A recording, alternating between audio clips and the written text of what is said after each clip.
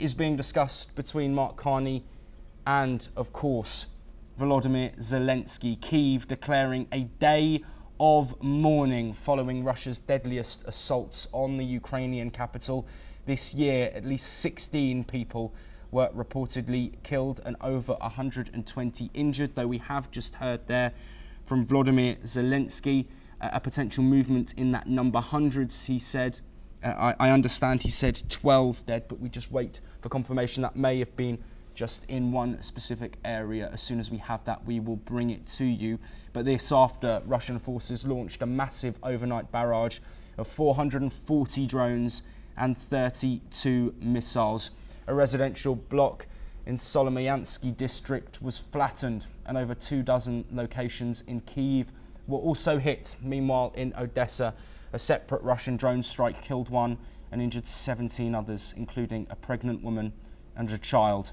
As the war continues to intensify, Ukrainian President Zelensky is at this G7 summit in Canada, calling for tighter sanctions, even as US President Donald Trump left early, reiterating calls for a ceasefire and pushing to readmit Russia to the G7, though stating too much had now happened for that to take place. On another front, North Korea is sending 6,000 military personnel to rebuild Russia's Kursk region after helping Moscow repel a Ukrainian incursion. Russia and North Korea have now formalised deeper defence ties under a 2024 treaty.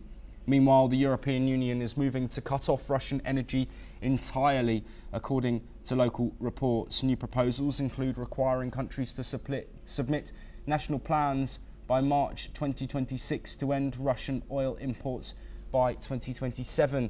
The EU also aims to ban new LNG and gas contracts with Russia starting next year and phase out existing ones by 2028. Exceptions will apply to Hungary and Slovakia until 2028. Well, joining us to discuss the developments in the ongoing conflict that, of course, has taken a back step in geopolitics given the extremity of the tensions in the Middle East. But here is Professor Vasilin Popovsky, Professor and Vice Dean of the Jindal Global Law School. Thank you very much for your time, Professor Popovsky. Further strikes being carried out, a day of mourning announced, signifying the severity, a number of drones and missiles that were used against Ukrainian cities.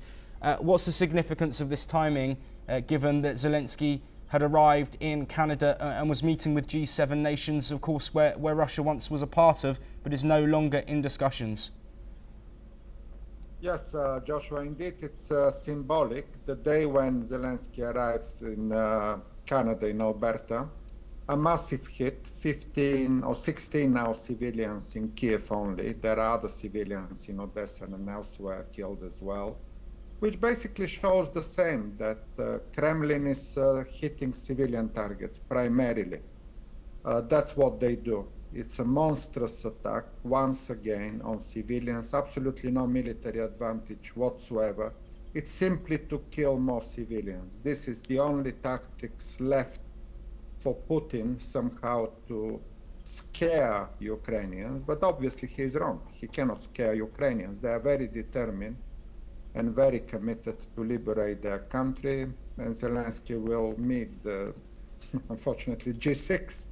Donald Trump and Marco Rubio left Alberta, which probably was showing how irrelevant and inadequate is this administration. But the rest of the G6 will be offering support to Ukraine. More sanctions on Russia will be announced.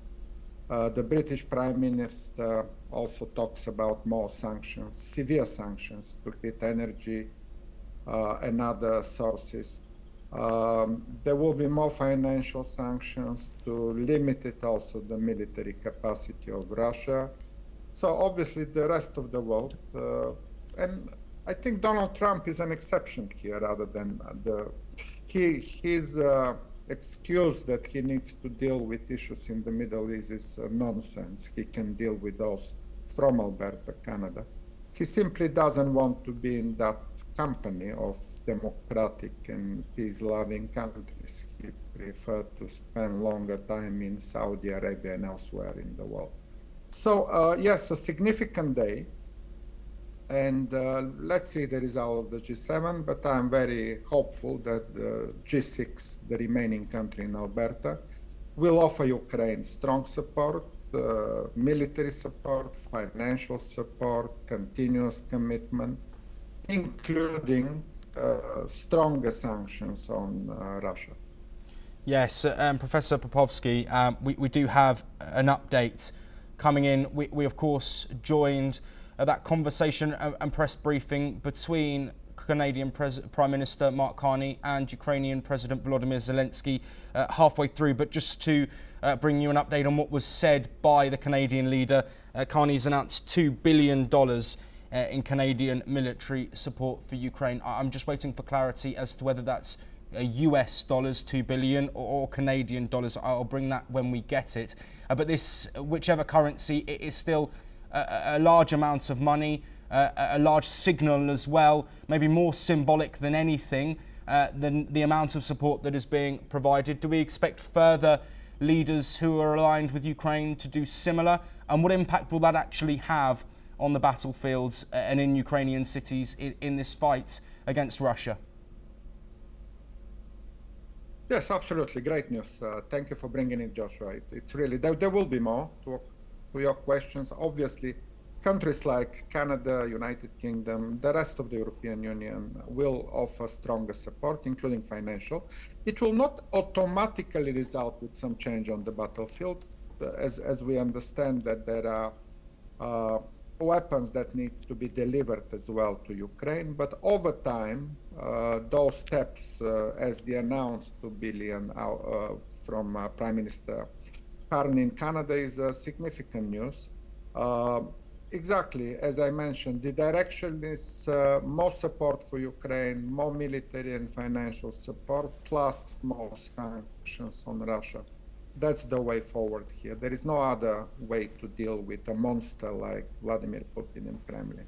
It will continue over time, and hopefully Ukrainians will get what they want at some point, in terms of weapons, in terms of support, in terms of ammunitions. And the other good news for Ukraine, by the way, comes exactly from Israeli strike on Iran, because Iran cannot longer support Russia as it used to be doing over the last 3.5 years. So the hits on Iran will obviously mean less support. And that's why Vladimir Putin is desperate. He's calling Trump twice already as to ask Donald Trump not to intervene and not to join Israeli strikes on Iran. Putin is really in the corner. He is very desperate to avoid further Israeli but also American strikes on Iran, which basically decapacitates one of its allies, Iran. So more Israeli strikes on Iran and more support for Ukraine, including military, is the only answer here. Yes, Professor Veselin Popovsky, thank you ever so much for joining us. That is all we have time for, but we will continue to bring you more updates from the G7, ongoing tensions in the Middle East, and much more from across the world. We'll be back shortly.